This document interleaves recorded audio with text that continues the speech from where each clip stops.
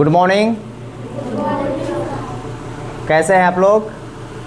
ठीक है। कल क्या पढ़े थे हम लोग, याद है?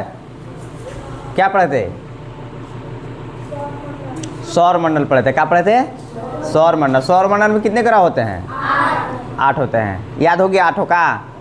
कौन कौन होता है? बुध, शुक्र, पृथ्वी, मंगल, बृहस्पति, शनि, अरुण, वरुण। उसका कुछ डिस्टेंस भी बताया गया था। कुछ सबको याद तो नहीं है? पृथ्वी की याद हुआ? पृथ्वी का 1 2 होगा। सबसे लाल ग्रह कौन सा है? मंगल है। हाँ, लाल ग्रह कौन है? मंगल है।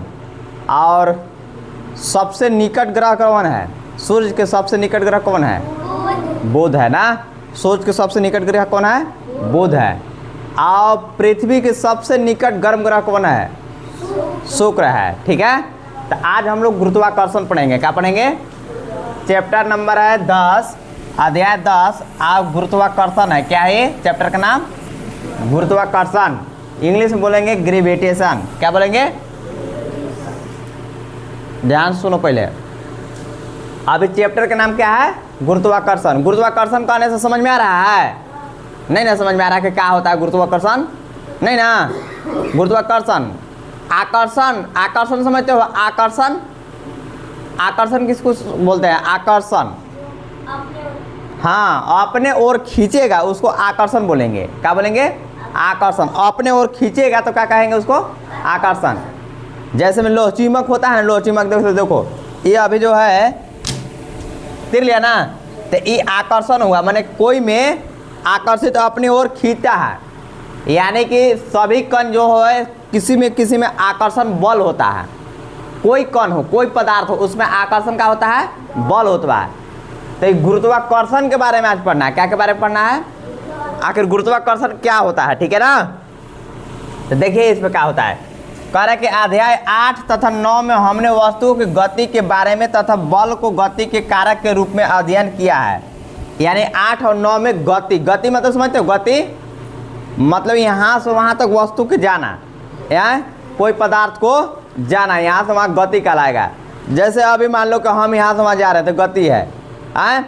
और कोई कण जो है गतिशील ही होते हैं, ये बताया गया है। कोई कण जो होता है गतिशील ही होता है। तो हम लोग 8 और 9 में हमने वस्तु की गति के बारे में पढ़ चुका है। अब क्या होता था? बल को गति के कारक के रूप में अध्ययन किया है।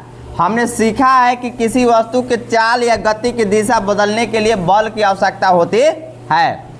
यानी कि चाल, देखो यहाँ अध्ययन किया है। हमने सीखा कि वस्तु की चाल या गति की दिशा बदलने के लिए, अगर ये गति को दिशा बदलना है, मान लो कि तुम अभी इस दिशा में जा रहे हो, अभी इस दिशा में हम जा रहे हैं, तो इसको बल को देना पड़ेगा। अगर जो हम आपको बल लगा देंगे तो इधर, जैसे कि गाड़ी अभी है, गाड़ी अभी आगे की ओर जा रही है, आगे की ओर जा रही है, तो उसको पीछे से हम खींच सकते हैं। पीछे से बल लगा के खींच सकते हैं। जैसे साइकिल वगैरह हो गया, जैसे देखे होंगे आप लोग चलाते होंगे, गति देते थे, गति लेके पीछे से अचानक एक बार खींच लेता है बच्चा, खींचता है कि नहीं खींचता है, तो रुक जाता है। माने कि जो गति था उसको हम अपने बल से उसको धीमा कर दिए। गति चाल को हम क्या कर दिए? धीमा कर दिए। जैसे कि 20 की स्पीड में जा रहा था, लेकिन बल लगा करके पीछे कर दिए, 10 की स्पीड कर दिए, 5 की स्पीड कर दिए। ठीक है। जैसे और है क्या कि स्लो गाड़ी अभी मान लो कि घाट किसी को चलता नहीं है, चढ़ ही नहीं रहा, हम बल लगाते हैं, उसके बाद चढ़ा देते हैं। चढ़ाते हैं कि नहीं चढ़ाते हैं? यानी कि हम क्या कर देते हैं, उसको अपना उसमें बल लगा करके गति को बढ़ा देते हैं। यानी बढ़ा दिए तभी चढ़ा आगे के घाट को। और क्या होता है, कभी कभी क्या होता है उस स्थिति में, जैसे कि जा रहे हैं पूर्व में और अब पूरब दिशा में जा रहा है, पूरब दिशा में जा रहा है, हमको अचानक हुआ करे नहीं, हमको तो पूरब दिशा में नहीं जाना चाहिए था, हमको पश्चिम दिशा में जाना चाहिए था, या किसी प्रकार से बल को लगा करके प्रयोग किए। अभी इधर वस्तु जा रहा है, अब हमको धक्का लगाना है, अब उतर के तो अब धक्का लगा दिए इधर। तो यानी कि हम बल से लगा करके चाल को और दिशा को हम परिवर्तित कर सकते हैं। क्या के परिवर्तित कर सकते हैं? बल लगा करके हम गति के परिवर्तन कर सकते हैं और दिशा के परिवर्तन कर सकते हैं। कर सकते हैं कि नहीं कर सकते हैं? अरे जैसे मान लो कि अभी हमको ये पदार्थ है, पदार्थ को इतना बल लगा देंगे कि इसको हम दूसरा कुछ में हम चेंज कर सकते हैं इसको। दिशा को भी बदल सकते हैं, जैसे अभी जा रही इधर बल लगा करके हम उधर कर सकते हैं, यानी कि अगर धीमा चाल है तो बल लगा करके स्पीड भी बढ़ा सकते हैं, और स्पीड है तो धीमा भी कर सकते हैं बल लगा के। करेंगे कि नहीं करेंगे? कर लेंगे ना। तो यही बोला कि बदलने के लिए बल की आवश्यकता होती है। बात सही है ना? है, अगर बदलना होगा तो बल की आवश्यकता पड़ेगा। हम सदैव देखते हैं कि जब किसी वस्तु को ऊंचाई से गिराया जाता है तो वह पृथ्वी की ओर ही गिरती है। देखो, जब हम ये बताओ कोई वस्तु को गिरा रहे हैं, अभी मान लो कि एक फल है, फल जब गिरता है टूट करके तो नीचे पृथ्वी पर आता है, ऊपर कहाँ नहीं चल जाता है। जैसे कोई चीज़ गिराए, अभी गिराए तो नीचे गिर रहा है, नीचे ना आ रहा है, ऊपर कहाँ नहीं जा रहा है। या ऊपर मारते हैं तो ऊपर ही रह जाना चाहिए था, नीचे आ जाता है, वो कहाँ आ जाता है। हाँ, अब ये समझ रहे हैं कि गुरुत्वाकर्षण बल के कारण से हमारा नीचे वस्तु आता है, गुरुत्वाकर्षण बल के कारण से हमारा नीचे वस्तु आता है। समझ में आ रहा है ना? जैसे देखो, हम के लिए आवश्यकता होती है, हम सदैव देखते हैं कि जब किसी वस्तु को ऊंचाई से गिराया जाता है, माने कोई चीज़ ऊंचाई से गिराएंगे ना तो वह पृथ्वी की ओर ही गिरती है। हम जानते हैं कि सभी ग्रह सूर्य के चारों ओर चक्कर लगाते हैं। हम जानते हैं कि सूर्य के चारों ओर चक्कर लगा, ग्रह कल ने बताया है रे कि जो है सूर्य के ही जितने ग्रह हैं 8 ग्रह सूर्य के चारों ओर चक्कर लगाते हैं। ठीक है,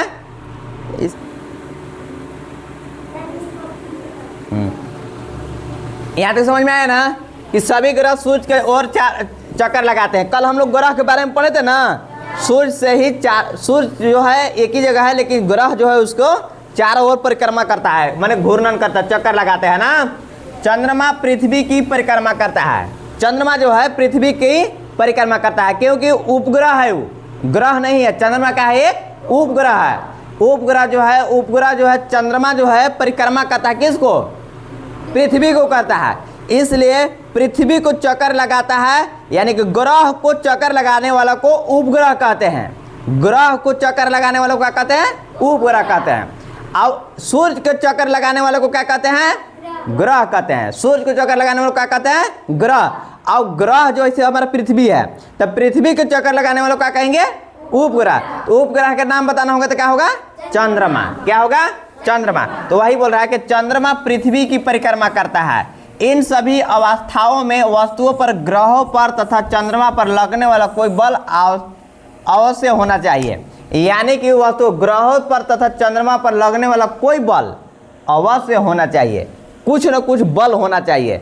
जैसे पृथ्वी और चंद्रमा के बीच की जो चंद्रमा क्यों नहीं आ जा रहा है नीचे, उसमें बल की आवश्यकता है, कुछ न कुछ बल है उसमें। यानी जैसे कि अभी ग्रह है, बोले थे ना कि सैटेलाइट एगो था, सैटेलाइट में अब बताइए उसमें कुछ न कुछ था, बल छोड़ा हुआ था, घूर्णन कर रहा था, घूर्णन कर रहा था ना। तो इसी प्रकार से है, ये देखो चंद्रमा पर लगने वाला कोई बल अवश्य होना चाहिए। आइजक न्यूटन इस तथ्य को समझ गए थे। नाम है वैज्ञानिक का नाम, हाला मत करो जी, रुको पढ़ाएंगे तुम लोग। वैज्ञानिक का नाम क्या है? Isaac Newton. क्या नाम है? आइजक न्यूटन इस तथ्य को समझ गए थे कि इन सभी के लिए एक ही बल उत्तरदायी है। इस बल को गुरुत्वाकर्षण बल कहते हैं। ये इसी को आइजक न्यूटन ने कहा कि नहीं, ये बल जो है कौन सा है बल? गुरुत्वाकर्षण बल। कौन सा बल है? गुरुत्वाकर्षण बल। कौन सा बल? गुरुत्वाकर्षण बल। ये कौन जान गए थे? आइजक न्यूटन ने जाने थे। कौन ना जाने थे? Isaac Newton. बैठे रहोगे, आने के बाद तुम लोग को एक बार अथी होता है। तो ये गुरुत्वाकर्षण बल कहते हैं। इस अध्याय में हम गुरुत्वाकर्षण तथा गुरुत्वाकर्षण का सार्वत्रिक नियम के बारे में अध्ययन करेंगे। हम पृथ्वी पर गुरुत्वाकर्षण बल के प्रभाव को, अंतर्गत वस्तुओं को गति पर विचार करेंगे। हम अध्ययन करेंगे हम पृथ्वी पर गुरुत्वाकर्षण बल के प्रभाव को, अंतर्गत वस्तुओं की गति पर विचार करेंगे। हम अध्ययन करेंगे कि किसी वस्तु का भार एक स्थान से दूसरे स्थान पर किस प्रकार परिवर्तित होता है। द्रव्यमान वस्तुओं के पलवन के शर्तें के बारे में भी हम विचार विमर्श करेंगे। यानी इस चैप्टर में हम लोग क्या पढ़ेंगे? देखिए, इस अध्याय में गुरुत्वाकर्षण के बारे में पढ़ेंगे, गुरुत्वाकर्षण के सार्वत्रिक नियम के बारे में पढ़ेंगे, और क्या पढ़ेंगे? और क्या पढ़ेंगे? पृथ्वी पर गुरुत्वाकर्षण बल के प्रभाव के अंतर्गत जो आता है उसको पढ़ेंगे। और क्या करेंगे? हम अध्ययन करें किसी वस्तु पर भार एक स्थान से दूसरे स्थान पर किस प्रकार परिवर्तित होता है उसके बारे में पढ़ेंगे इस चैप्टर में। सबसे पहले आता है गुरुत्वाकर्षण। क्या आता है? गुरुत्वाकर्षण। अब गुरुत्वाकर्षण के बारे में हम लोग पढ़ेंगे। गुरुत्वाकर्षण क्या होता है, अब कब होता है, कैसे होता है, ये सब हम लोग अब पढ़ेंगे ना। गुरुत्वाकर्षण कौन सा? आप देखिए गुरुत्वाकर्षण क्या है। गुरुत्वाकर्षण हम जानते हैं कि चंद्रमा पृथ्वी का चक्कर लगाता है, ये तो हम लोग पता है जो कि चंद्रमा किसको परिक्रमा करता है? पृथ्वी का। अरे पृथ्वी समझ रहे हो ना? हाँ, हम जानते हैं कि चंद्रमा पृथ्वी का चक्कर लगाते हैं। किसी वस्तु को जब ऊपर की ओर फेंकते हैं तो वह कुछ ऊंचाई तक ऊपर उठती है, और कुछ ऐसे फेंकते हैं ना, कुछ ऊंचाई तक जाता है। अरे पत्थर वगैरह तुम लोग नहीं फेंके हो, बॉल वगैरह फेंका है ना, तो ऊपर तक जाता है और फिर नीचे की ओर गिरने लगती है। अरे सही बात है क्या? जब ऊपर जाता है तो ऊपर नहीं जाता है, वो नीचे फिर गिरने लगता है, ठीक है ना। इधर से फेंकते हैं, इधर से फेंकते हैं तो ऐसे जाता है, फिर से इधर से प्रारंभ ऐसे आ जाता है ना, तो पहुंचती है और फिर नीचे की ओर गिरती है।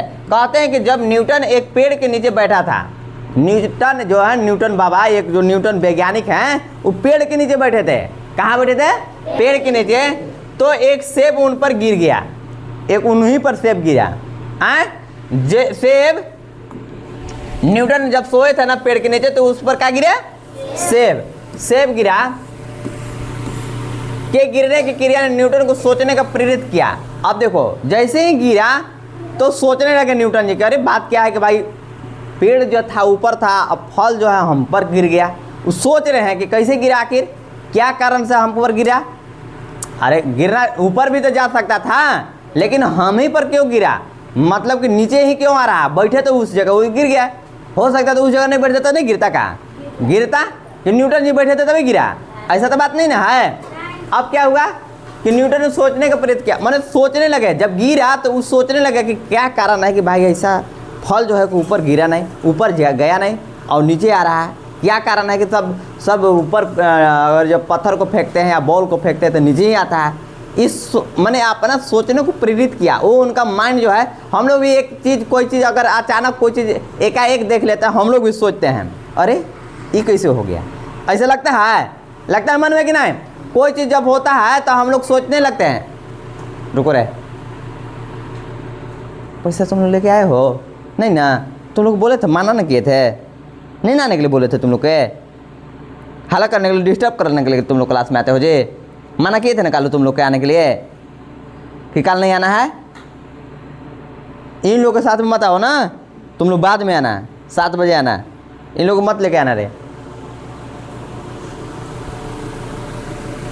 तो वो गिरा ना तो वो थोड़ा सोच में पड़ गया ना, मैंने कुछ देर के लिए उनको विचित्र किया कि नहीं अरे कैसा ऐसा हो सकता है, क्या होगा।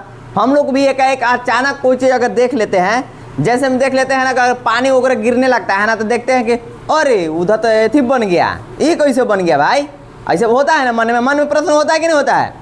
अरे उन लोग के चक्कर में मत रहो। इधर देखो, यहाँ बोर्ड पर पृथ्वी सेब को अपनी ओर आकर्षित कर, देखो यहाँ उन्होंने सोचा,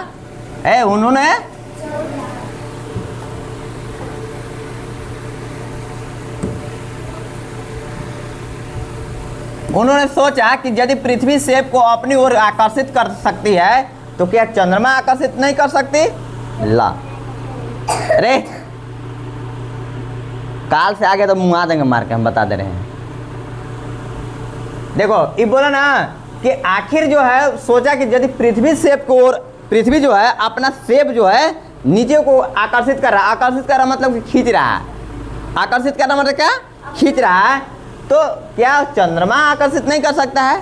चंद्रमा भी तो ऊपर में, तो उसको भी तो खींचना चाहिए था। बात है ना। तब प्रेरित किया उनको, मन में प्रश्न जागा कि आखिर नीचे पृथ्वी खींच रहा है तो उसे तो चंद्रमा भी खींच सकता है, हो सकता है कि नहीं। हाँ अच्छा तुम लोग बताओ, दो बार मान लो कि एक इधर है, एगो इधर है, एक इधर है, एगो इधर है, एगो एक तरफ कमज़ोर है, एक तरफ ज़्यादा थोड़ा मजबूत है, और दूसरा कोई चीज़ को वस्तु को खींच रहा है, तो वस्तु किधर जाएगा बताओ तो? जिधर मजबूत होगा, और जिधर मजबूत होगा उधर ही नहीं खिंचाएगा वो। तो आप सोच लो कि किसमें गुरुत्वाकर्षण माने कि बल आकर्षण करने का जिसमें होगा ज़्यादा, उसमें तो इसी प्रकार से इसमें भी होगा। हो सकता है चंद्रमा का कम होगा बल, वो पृथ्वी से कम होगा, इसलिए पृथ्वी ज़्यादा लगा रहा है, इसका मतलब कि पृथ्वी दिन गिर रहा होगा। तो वही कह रहा है कि क्या चंद्रमा जो है, चंद्रमा भी जो हो सकता था खींच सकते थे, क्या दोनों स्थितियों में वही बल लग रहा है? कह रहा है कि दोनों स्थितियों में वही बल लग रहा है। उन्होंने अनुमान लगाया कि दोनों अवस्थाओं में एक ही प्रकार का बल उत्तरदायी है। मैंने अनुमान लगाया कि दोनों बल ऐसा कम बेसी नया बल जो है दोनों एक ही है बल। उन्होंने तर्क दिया क्या दिया तर्क कि अपनी कक्षा के प्रत्येक बिंदु पर चंद्रमा किसी सरल रेखीय पथ पर गति नहीं करता, वरन पृथ्वी की ओर गिरता रहता है, अतः वह अवश्य ही पृथ्वी द्वारा आकर्षित होता है, लेकिन हम वास्तव में चंद्रमा को पृथ्वी की ओर गिरते हुए नहीं देखते हैं। देखो चंद्रमा भी तो ऊपर है, तो कह रहा है कि फल तो गिर गया, लेकिन चंद्रमा क्यों नहीं गिर रहा है भाई? ऐसा भी मन में प्रश्न तो उठेगा। आगे सब वस्तु है ना, वस्तु नीचे क्यों नहीं आ रहा है? हाँ, तो इसका आइए चंद्रमा की गति के बारे में पढ़ते हैं। आइए चंद्रमा की गति के समझने के लिए क्रियाकलाप करते हैं। अब काहे रे गिरता है उसको समझो पहले। अरे अब बताए थे सैटेलाइट को कौन छोड़ता था? सैटेलाइट को कौन छोड़ा? आए टावर छोड़ा था। बड़ा पागल है तुम लोग रे। रॉकेट छोड़ा था, रॉकेट में भर करके ले गया था, रॉकेट बहुत स्पीड में जाकर छोड़ा, और जो अब इतना स्पीड में छोड़ा कि वही स्पीड में जो सैटेलाइट घूमते रहता है, बोले थे ना। तो उसी प्रकार से देखो क्रियाकलाप, देखो समझने के लिए क्रियाकलाप 8.1 को पुनः विचार करते हैं। देखो ये क्रियाकलाप 10.1 है, ठीक है ना। धागे का एक टुकड़ा लीजिए, धागा का एक टुकड़ा लीजिए, और धागा का टुकड़ा समझते नहीं, रस्सी ले लेना है, ठीक है ना। इसके एक सिरे पर एक छोटा सा पत्थर बांधिए। देखो ये पत्थर बांधा हुआ है यहाँ, ये देखो लिया है ना, यहाँ रस्सी है, ये क्या है? रस्सी है, इसका हाथ में पकड़ा हुआ है रस्सी है, और जो कि धागा बांध दिया है, बांध दिया। धागे के दूसरे सिरे को पकड़िए, यहाँ देखो पकड़ लिया दूसरा सिरा को, और पत्थर को वृत्ताकार पथ में घुमाइए। वृत्ताकार पथ में ऐसे घुमाना है, ऐसे घुमाओ, घुमा लिया, और घुमा जैसा कि चीज़ 10.1 में दिखाया गया। देखो ये दिखाया गया ना, ये देखो ये ढेला था, ये मेरे पत्थर है, पत्थर को घुमा रहा है, ये घुमा रहा है, तो ऐसे नहीं घूमेगा ये पत्थर। जब ऐसे घूमेगा तो बताओ कि पत्थर द्वारा नियत परिमाण का वेग से वृत्ताकार पथ में गति हो रहा है। देखो रस्सी जो है वृत्ताकार पथ में, ये केंद्र बन गया, वृत्ताकार पथ में ही घूमेगा वो। आप देखो ना ये क्या समझाने का प्रयास किए हैं। पत्थर की गति की दिशा को देखिए, और दिशा मतलब समझते हो ना, उत्तर दिशा, पूरब दिशा, पश्चिम दिशा है, उसको देखना है। अब धागे को छोड़ दो, जैसे जैसे घुमा करके तुम लोग कभी छोड़ा भी होगा, और ऐसे तो करके छोड़ा होगा तो किधर गया होगा पता है? पता नहीं चलता होगा। जिस दिशा में वो पत्थर की चाल जो चलेगा उधर दिशा दिखाएगा वो। जैसे देखो यहाँ फिर से पत्थर की गति की दिशा को देखिए, इसके बाद गति की दिशा, वो पत्थर को देखो कि कैसा हो रहा है। देखो धागे को छोड़ने से पहले पत्थर एक निश्चित चाल से वृत्ताकार पथ में गति करता है। जैसे ही आप घुमा रहे हैं तो उस टाइम वृत्ताकार पथ में घूम रहा है, घूमता है कि नहीं घूमता है। लेकिन जैसे ही ये रस्सी को छोड़ देंगे तो क्या होगा? वो दिशा में परिवर्तन करेगा, वो बहुत भागेगा, बहुत स्पीड में चलेगा वो ना। तो वही बोल रहा है कि चाल से वृत्ताकार पथ में गति करता है तथा बिंदु पर उसकी गति की दिशा बदल जाती है। बिंदु पर दिशा बदलेगा। अभी मान लो कि यहाँ आ रहा है तो यहाँ से दिशा इधर चेंज करेगा, यहाँ बिंदु है तो इसे चेंज करेगा, माने हर बिंदु पर उसका दिशा परिवर्तित होता है। देखो यहाँ क्या कर रहा है, बिंदु पर उसकी गति की दिशा बदलती है। दिशा के परिवर्तन में वेग परिवर्तन या त्वरण सम्मिलित होता है। अच्छा, दिशा में परिवर्तन में उसमें क्या परिवर्तन होता है? वेग में परिवर्तन होगा। अब वेग कैसन होता है? ये बड़का बेग बना लेके चलते कन्या पर हुए ना वेग, आए तो कौन वेग? वेग में परिवर्तन मतलब कौन वेग? अरे चाल समझते हो? चाल वेग समझते हो? वेग नहीं समझते हो? चाल चाल चाल समझते हो ना? 10 की स्पीड में, 20 की स्पीड में, 25 की स्पीड में चाल होता है। वह प्रकार से देखो वेग होता है। क्या होता है? वेग होता है। वेग में परिवर्तन, त्वरण, त्वरण समझते हो? त्वरण सम्मिलित है। जिस बल के कारण यह त्वरण होता है, आगे है सूत्र में आपको बताया गया। देखो जिस बल के कारण यह त्वरण होता है, माने बल जो लगा उसको त्वरण जो हुआ, तथा जो वस्तु को वृत्ताकार पथ में गतिशील रखता है, देखो जो वस्तु वृत्ताकार पथ में इधर रहता है वह बल के केंद्र की ओर लगता है। बल के केंद्र को जैसे देखो यहाँ बल ऐसे घुमाएंगे तब ये यहाँ बल लगेगा ना, बल यही नहीं लगेगा। और वो घूम तो रहा है वृत्ताकार पथ में, लेकिन बल कहाँ लग रहा है? जहाँ पकड़ेगा। देखो जिस बल के कारण यह त्वरण होता है तथा जो वस्तु को वृत्ताकार पथ में गतिशील रखता है, देखो रख रहा है ना, वह बल के केंद्र की ओर लगता है। बल केंद्र देखो, ये जो है बल जैसे लग रहा था, इसे घुमा रहा था, कहाँ गया जी? ये देखो, ये मान लो को ऐसे ना घूम रहा था जी, तो केंद्र यहाँ ना बन रहा था, हाथ यहाँ पकड़ा हुआ था, तो ये जो पत्थर था ये बल कहाँ लगा रहा है? इस पर लग रहा है। बल कहाँ लग रहा है? केंद्र पर लग रहा है। ये तो वो कर रहा है, वृत्ताकार पथ में गतिशील लगता है, वह बल के केंद्र की ओर लगता है। बल के केंद्र की ओर लगता है। कहाँ केंद्र की ओर? बल के केंद्र की ओर लगता है। इस बल को अभिकेंद्र बल कहते हैं। इसी बल को क्या कहते हैं? अभिकेंद्र बल। क्या बोलते हैं उसको? अभिकेंद्र बल। क्या बोलेंगे उसको? अभिकेंद्र बल। ठीक है ना? इस बल के अनुपस्थिति में पत्थर एक सरल रेखा में मुक्त रूप से गतिशील हो जाता है। अगर जहां छोड़ दिए तो कौन सी रेखा में? देखो, अनुपस्थिति पत्थर एक सरल रेखा में, सरल रेखा मतलब आसान रेखा में वो परिवर्तित हो जाता है, ऐसे हो जाता है। ये वृत्ताकार पथ में घूम रहा था पहले, और इसको छोड़ेंगे तो कैसा? ऐसे जाएगा वो। क्या ऐसे ऐसे करके जाएगा? ऐसे ऐसे करके जाएगा। जाता है तो पूरा स्पीड में गोली के मार मारेगा, बता दे रहे हैं, वैसा जब छोड़ेगा तो ना। तो ये वृत्ताकार पथ से कौन सा पथ में हो गया? इस सरल रेखा में। सुनना है कि नहीं कि भागना है? इस सरल रेखा में परिवर्तित हो जाएगा ना। तो वृत्तीय पथ पर अस्पर्श रेखा हो गया। देखो, सरल रेखा वृत्तीय पथ पर अस्पर्श रेखा होगी। आप देखो, ये यही है, देख रहे हो ना? ये जो वृत्ताकार पथ में हो रहा था, ये जो है वृत्ताकार पथ में हो रहा था, आई कौन सा रेखा में बन गया? सरल रेखा में बन गया। देखो, है ना सरल रेखा में। अब वृत्त पर अस्पर्श रेखा, ये वृत्त बना था, ये क्या बना था?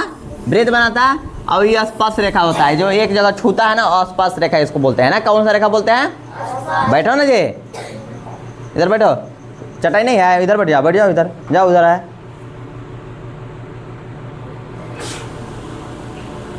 देखो, फिर कह रहा है कि कोई सरल रेखा जो वृत्त से केवल एक ही बिंदु पर मिलती है, वृत्त पर स्पर्श रेखा कहलाती है। इस चित्र में सरल रेखा एबीसी के वृत्त के बिंदु बी पर स्पर्श रेखा है। देखो, इसमें है ना, देखो स्पर्श रेखा कहाँ है? देखो, ये स्पर्श रेखा एसी है, जो बिंदु बी पर देखो स्पर्श किया है। स्पर्श किया मतलब छुआ है, स्पर्श करना मतलब कि छुआ है। तो अगर कोई सरल रेखा जो वृत्त से केवल एक ही बिंदु पर मिलती है, उसी को क्या बोलते हैं? वृत्त पर स्पर्श रेखा। उसको क्या बोलते हैं? वृत्त पर स्पर्श रेखा। अब देखो आगे है क्या?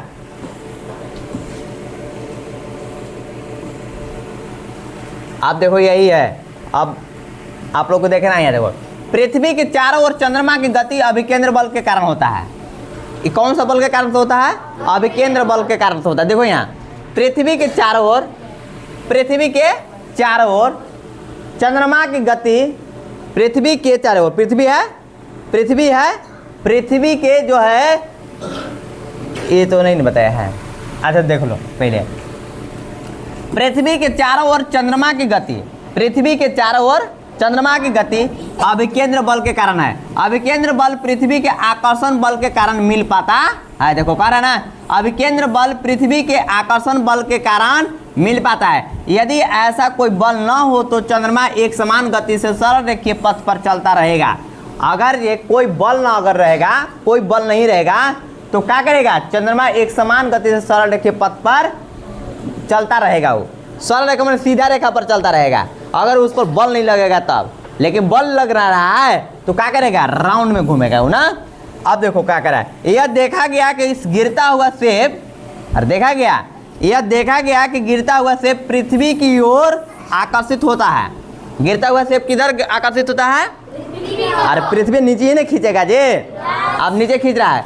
क्या सेब भी पृथ्वी करा के, क्या सेब भी पृथ्वी के आकर्षित करता है? अरे अब पृथ्वी तो अब कह रहा है कि सेब जो है पृथ्वी को आकर्षित कर रहा था, नहीं, पृथ्वी सेब को आकर्षित कर रहा था। लेकिन सेब भी पृथ्वी को आकर्षित करेगा कि नहीं करेगा? वो भी करेगा, अपना बल लगाएगा। यदि ऐसा है तो हम पृथ्वी को सेब की ओर गति करते क्यों नहीं देख पाते? हाँ, क्यों नहीं देख पाते? अरे पृथ्वी, अभी तुरंत उदाहरण दिया तो दो गो, अभी एगो है बल ज़्यादा वाला, एगो कमजोर है, तो कौन खींचेगा? ज़्यादा वाला। तो क्या ज़्यादा कमजोर वाला में बल नहीं है, लेकिन कम बल है, तो कम बल है तो खींचने के पता नहीं चलेगा। वही है, बल है, सेब में भी बल है, लेकिन पृथ्वी की अपेक्षा बहुत कम है। इसलिए जो सेब अपना खींच ले रहा है, किसको? पृथ्वी अपना खींच ले रहा है सेब को, क्योंकि बल ज़्यादा है। अब सेब में बल कम है, इसलिए वो किधर जाएगा, जिधर बल ज़्यादा होगा उधर नहीं जाएगा वो। तो यही कह रहा है कि सेब की ओर गति करते क्यों नहीं देखा पाते हैं भाई, क्यों नहीं देख पाते हैं। अब इसी को बारे में हम समझेंगे ना।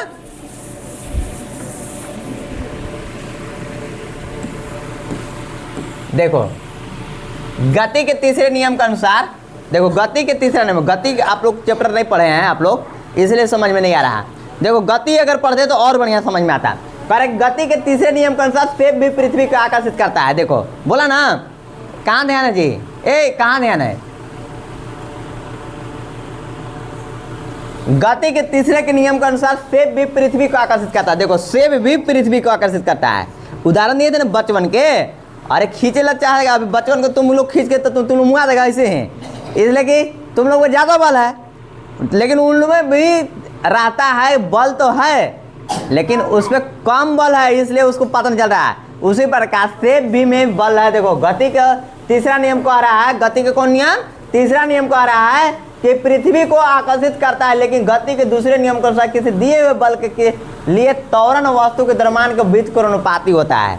इसका उल्टा होता है, क्या होता है, होता है व्युत्क्रमणुपाती मतलब उल्टा। समीकरण 9.4 पृथ्वी को अपेक्षा सेब का द्रव्यमान नगण्य है। देखो पृथ्वी की अपेक्षा सेब का द्रव्यमान, माने द्रव्यमान जो है भार, पृथ्वी बहुत वजन ना है जे, और सेब इतना खुना है, तो बलवा किस में जाएगा, लगाएगा जाए पृथ्वी में नहीं लगेगा। वही कह रहा है कि गति के तीसरे नियम के अनुसार सेब में भी आकर्षित करता है, लेकिन गति के दूसरे नियम के अनुसार किसी दिए हुए बल के त्वरण पर द्रव्यमान की व्युत्क्रमणुपाती होता है। समीकरण 9.4 मैंने 9.4 में 9 चैप्टर में पढ़े हैं कि पृथ्वी की अपेक्षा सेब का द्रव्यमान नगण्य है। द्रव्यमान बहुत कम है, नगण्य नहीं के बराबर है। पृथ्वी कितना है और ये सेब के नगण्य हो गया, इसलिए हम पृथ्वी को सेब की ओर गति करते नहीं देखते हैं, इसीलिए नहीं देख पाते हैं हम ना। इसी तर्क का विस्तार ये जानने के लिए कीजिए कि पृथ्वी चंद्रमा की ओर गति क्यों नहीं करती है। अब इसीलिए अब ये पढ़ना है कि पृथ्वी जो है चंद्रमा की ओर गति क्यों नहीं होती है, इसके बारे में पढ़ता है, करती है। हाँ चलिए, हमारे सौर परिवार में अभी कल ही पढ़े हैं, सौर परिवार पढ़ाए हैं ना। देखो नहीं पढ़ाते तो यहाँ चैप्टर समझ में आता, अब पढ़ा दिए हैं तो अब समझ में आ रहा होगा। देखो हमारे सौर परिवार में सभी ग्रह सूर्य की परिक्रमा करते हैं। अरे हम लोग जान ना रहे हैं जी, जितने ग्रह हैं क्या करते हैं, सूर्य की परिक्रमा करते हैं। किसको करते हैं परिक्रमा जी, सूर्य की परिक्रमा है। रुक जाना ये बच्चे लोग को, सौर मंडल में कितने ग्रह है बाबू, कल पढ़ा था ना, बताओ तो तुम कितने ग्रह है। बाबा जी के ढाबा है यहाँ, प्रवचन सुनने है कितना, हाँ देखो बता दिया ये, हम सोचे कि बाबा जी के ढाबा में आया है। कितना है तुम बताओ तो, 5 है ना, कितना है, हाँ 5 है, बहुत बढ़िया। तुम बताओ तो कि बाबू कितना है, 8 है। तुम लोग गया थे जी क्या यहाँ प्रवचन सुनने आया है, तुम गया थे रे। सौर मंडल में कितने ग्रह है, इसको कल से मत बुलाना ना, मारेंगे इसको, मुँह आ देंगे मार के। ये बैठने आई है खाली, कितना है जी, तुम बताओ कितना है, 8। तुमको भी पता है जी सौर मंडल में कितने ग्रह है, क्या को है जी आयुष, आए 8 को, 8 को याद है, हाँ नाम सबको याद नहीं है, याद कर लेना है। तुम लोग को पता है रे कितने ग्रह है, तुम्हें को बोल रहे हैं 8 है। कौन कौन है, बुध, अब बुध विभेद सुख शनिचर इतवार समार सब बोल रहा, पागल कहीं के, ध्यान सुनना ना रे। सौर मंडल में 8 जो ग्रह है ना, देखो यहाँ हमारे सौर परिवार में सभी ग्रह सूर्य की परिक्रमा करते हैं। किसको परिक्रमा करता है, पहले की बात तर्क करके हम कह सकते हैं कि सूर्य तथा ग्रहों के बीच एक बल विद्यमान है। देखो बोला ना, सूर्य तथा ग्रहों के बीच एक बल विद्यमान है, मैंने बल है ना। उपरोक्त तथ्यों के आधार पर न्यूटन ने निष्कर्ष निकाला कि केवल पृथ्वी ही सेब और चंद्रमा के आकर्षित नहीं करती। देखो ये कर रहा है न्यूटन निष्कर्ष निकाले के आधार पर न्यूटन ने निष्कर्ष निकाला केवल पृथ्वी ही सेब और चंद्रमा को आकर्षित नहीं करती। उद्योगों का ऐसा बात नहीं है, बल्कि विश्व के सभी पिंड एक दूसरे को आकर्षित करते हैं। जितने विश्व में सब टोटल जितना पिंड है सब कोई आकर्षित अपने अपनी ओर करता है ना, आकर्षित करता है। बल्कि विश्व के सभी पिंड एक दूसरे को आकर्षित करते हैं। वस्तु के बीच यह आकर्षण बल को गुरुत्वाकर्षण बल कहते हैं। इसी बल को गुरुत्वाकर्षण बल कहते हैं। समझ में आ रहा है ना? अब गुरुत्वाकर्षण का सार्वत्रिक नियम, चलो अब लिखना होगा तुम लोग के ना। लिखो कि गुरुत्वाकर्षण बल किसे कहते हैं। लिखो सभी लोग, गुरुत्वाकर्षण बल किसे कहते हैं। सबसे पहले यहां से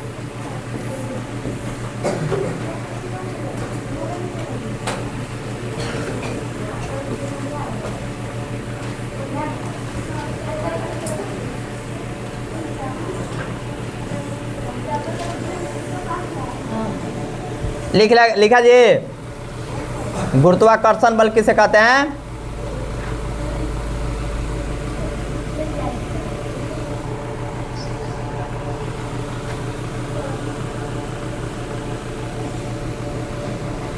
लिख लेना है ना।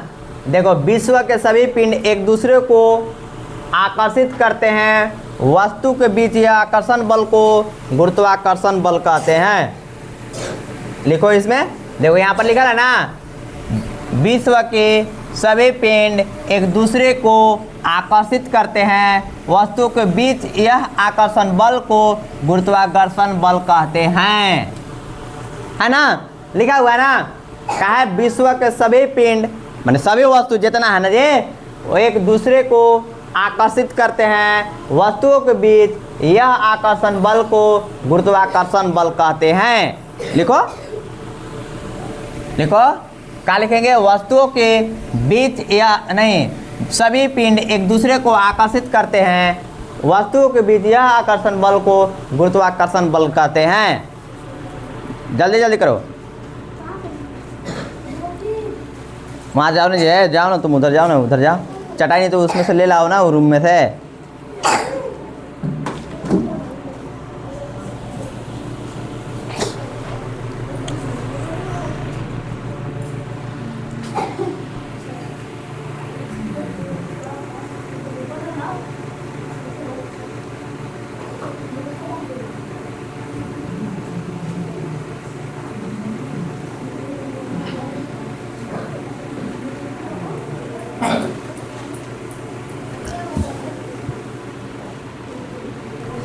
तो हो गया लिखाल।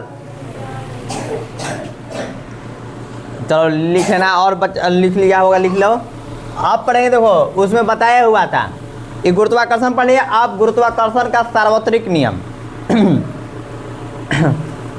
इसको पढ़ेंगे। हो गया जी, जल्दी फास्ट करो। तुम लोग लिखो जी, चलो लिखो, तुम लोग लिखो।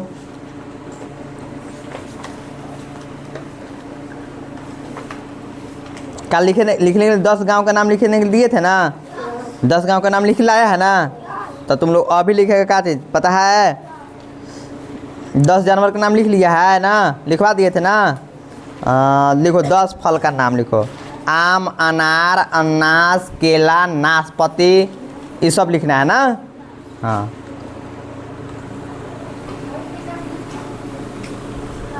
हो गया। देखो अब गुरुत्वाकर्षण का सार्वत्रिक नियम समझो। आप क्या समझना है, फिर से बोलो, देख करके नहीं बोलने पाता है जी तुम लोग। सार्वत्रिक त्रिक मतलब 3 होता है ना, 3 नियम का है उसको बारे में पढ़ना है, ठीक है ना। देखो विश्व का प्रत्येक पिंड, अरे विश्व मतलब समझते हो ना, एगो गांव, हाँ विश्व में पूरा देश, ठीक है ना, का प्रत्येक पिंड, जितना भी पिंड वस्तु है, प्रत्येक अन्य पिंड को एक बल से आकर्षित करता है। एक बल से आकर्षित करता है मतलब क्या करता है, खींचता है। आकर्षित करना मतलब क्या, अपनी ओर खींचना।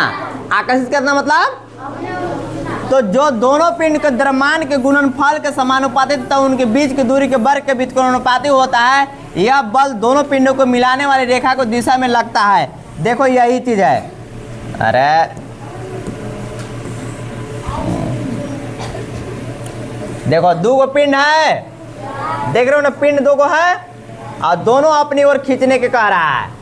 एगो पिंड ये है और एगो ए है, देखो ए जो है इधर देखो, ए जो है इधर की ओर जा रहा है और ए जो है इधर की ओर कर रहा है, देख रहे हो ना? अरे तीर के निशान दिख रहा है, अपना और दोनों के खींचने के प्रयास करेगा। अभी ए अपना तो और खींच रहा है और ये अपना और खींच रहा है, ठीक है ना? अब इसी को देखो, ये क्या लिखा हुआ है, इसको यहाँ देखो, पढ़ो।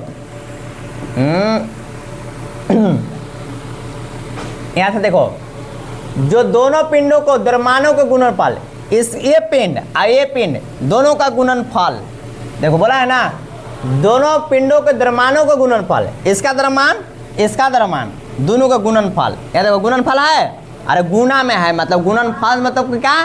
गुना में।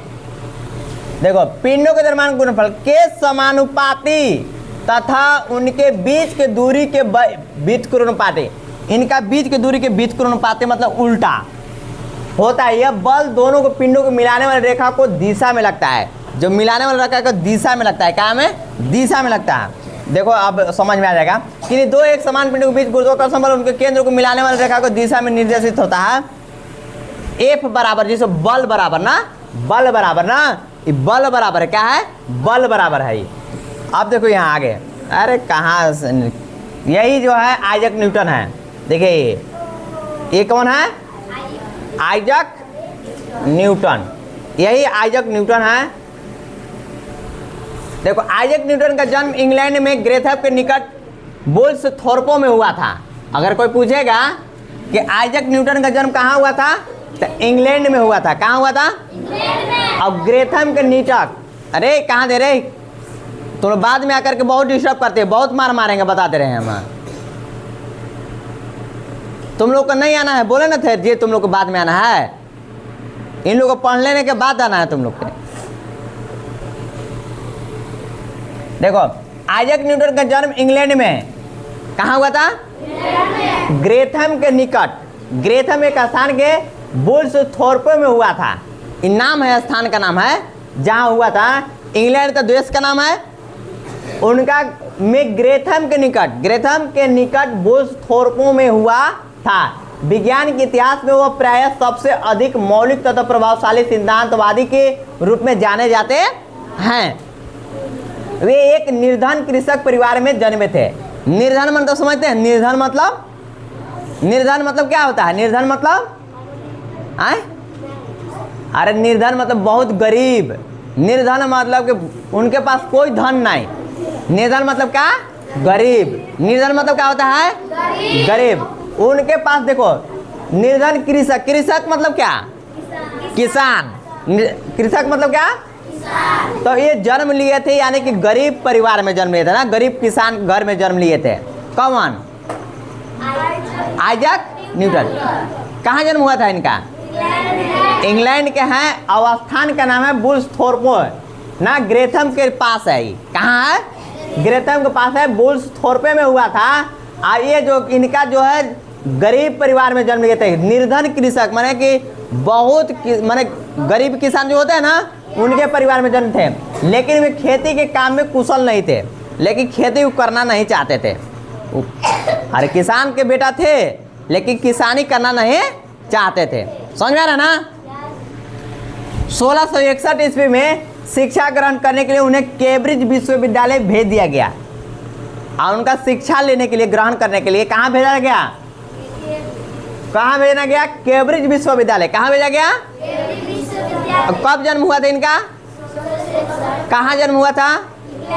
इंग्लैंड में ग्रेथम के पास एक निकट स्थान है बुल्सथोर्प। देखो बुल्सथोर्प है ना, वहीं पे जन्म हुआ था। और ये जो 16 से वो खेती बाड़ी किसान में जन्म लिए थे, लेकिन काम करना नहीं चाहते थे, और उन्होंने कैम्ब्रिज विश्वविद्यालय में भेज दिया गया। उनको कहाँ भेज दिया गया? सन 1665 ईस्वी में। 1661 में, अरे बताते समय मत डिस्टर्ब करो तो मुआ देंगे मार के हम। देखो 1661 ईस्वी में शिक्षा ग्रहण के लिए उन्हें कैम्ब्रिज विश्वविद्यालय में भेज दिया गया। और सन 1665 ईस्वी कैम्ब्रिज में प्लेग फैल गया और न्यूटन की एक वर्ष की छुट्टी मिल गई। देखो 1665 ईस्वी में कैम्ब्रिज स्थान का नाम है ना, कैम्ब्रिज में प्लेग फैल गया। प्लेग मतलब क्या? नहीं पता है रे, बीमारी के नाम है प्लेग।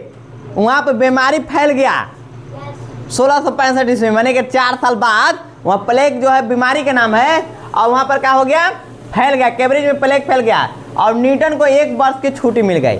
और न्यूटन जी का क्या हो गया, 1 वर्ष। अभी तुम लोग को कुछ हो जाता तो छुट्टी मिलता है ना, वो इसी प्रकार से वहाँ छुट्टी मिल गया उनको।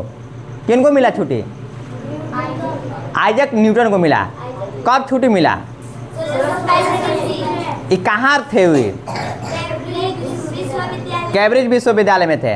अब कैम्ब्रिज विश्वविद्यालय में कब गए थे, और क्या कारण से भेज दिया गया फिर 1665 में, प्लेग बीमारी है ना, प्लेग बीमारी फैल गया था इसलिए उनको भेज दिया गया। कितना दिन के लिए, 1 वर्ष के लिए। ठीक है, यहाँ समझ में आ रहा है ना। और न्यूटन 1 वर्ष की छुट्टी मिल गई। ऐसा कहा जाता है कि इसी वर्ष उनके ऊपर सेब गिरने की घटना घटित हुई, और वही साल जो है जब छुट्टी मिला था, वही साल जो घटना घटा सेब गिरने का, वही घटना घटा 1665 में छुट्टी जाने के बाद ना। इस घटना ने न्यूटन को चंद्रमा को उसकी कक्षा में बनाए रखने वाले बल तथा गुरुत्व बल के बीच संबंध की संभावना की खोज करने के प्रेरित किया। इससे उन्होंने गुरुत्वाकर्षण का सार्वत्रिक नियम खोज निकाला, और उसी टाइम जो गुरुत्वाकर्षण के सार्वत्रिक नियम खोज निकाले ना, निकाला। विशेष बात यह है कि उनसे पहले भी बहुत से महान वैज्ञानिक गुरुत्व के बारे में जानते थे। उनसे पहले जो बहुत विद्वान थे और वैज्ञानिक थे, और वो भी जान रहे थे, महान वैज्ञानिक गुरुत्व के बारे में जानते थे, गुरुत्वाकर्षण बल के बारे में जानते थे, लेकिन किंतु वे उसके महत्व को समझने में असफल रहे। लेकिन उनका महत्व जो है नहीं हुआ, सफल नहीं बनाने पाए। आज वीडियो आ रहा है, अच्छा आ रहा है ना, वो लाइट दे रहेगा नहीं ना।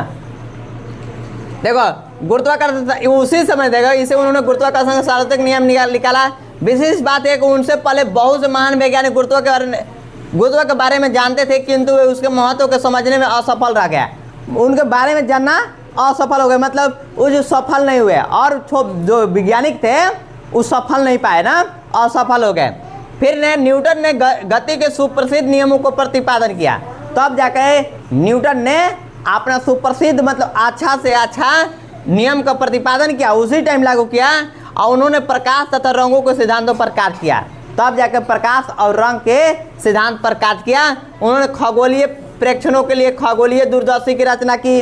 अरे दूरदर्शी मतलब समझते हो ना, का अरे पगला लोग, तुम लोग समझ में नहीं आता है, एकदम ही सब चौपटे राजा है। दूरदर्शी मतलब नहीं समझ में आ रहा है। दूर के वस्तु जब देखे ना, देखने वालों के यंत्र दूरदर्शी नहीं समझते हो, माइक्रोस्कोप, सूक्ष्मस्कोप छोटा है, दूरदर्शी दूर की वस्तु को देखने वाला। देखो यहाँ उसी टाइम क्या बोला, खगोलीय प्रेक्षणों के लिए खगोलीय दूरदर्शी की रचना की। उस टाइम बनाया ना, रचना किया ना, बनाया, रचना किया मतलब बनाया।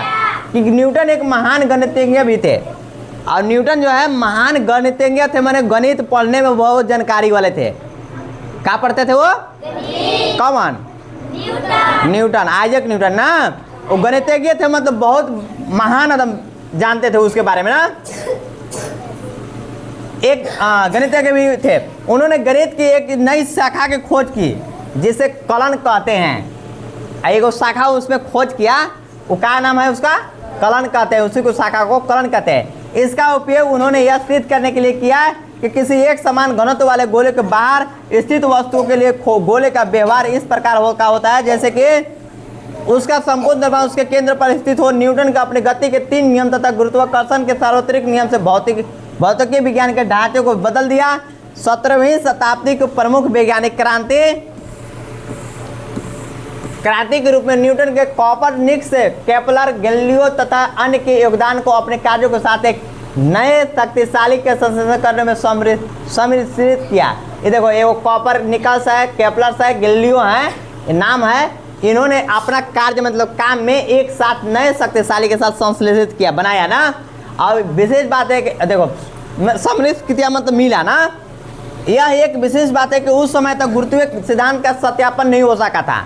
उस टाइम तक ये गुरुत्वाकर्षण के बारे में सत्यापित नहीं किया गया था, क्या ऐसा नहीं है, इस प्रकार से नहीं हुआ था, हो सका था। यद्यपि उसकी सत्यता के बारे में कोई संदेह नहीं था। इसका कारण था कि न्यूटन के सिद्धांत ठोस वैज्ञानिक तर्कों पर आधारित था और गणितीय से उसके पुष्टि भी की गई थी। इसे यह सिद्धांत सरल का प्रकृत हो गया था कि विशेषताएं आज भी किसी अच्छे वैज्ञानिक सिद्धांत के लिए अपेक्षित है। और न्यूटन के व्युत्क्रम वर्ग के नियम के अनुमान कैसे लगाए, इसके बारे में हम लोग को पढ़ना है। और नियम जो दिया हुआ है इसके बारे में है।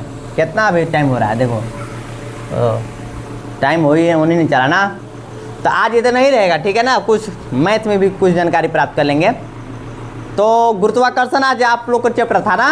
गुरुत्वाकर्षण में आप लोग कुछ सौरमंडल आए, सौरमंडल में ग्रह आया है, ग्रह के किया पृथ्वी चंद्रमा आकर्षित गुरुत्वाकर्षण।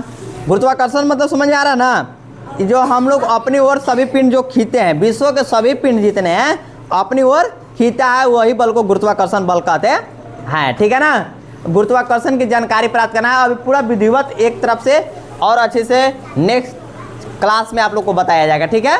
Thank you.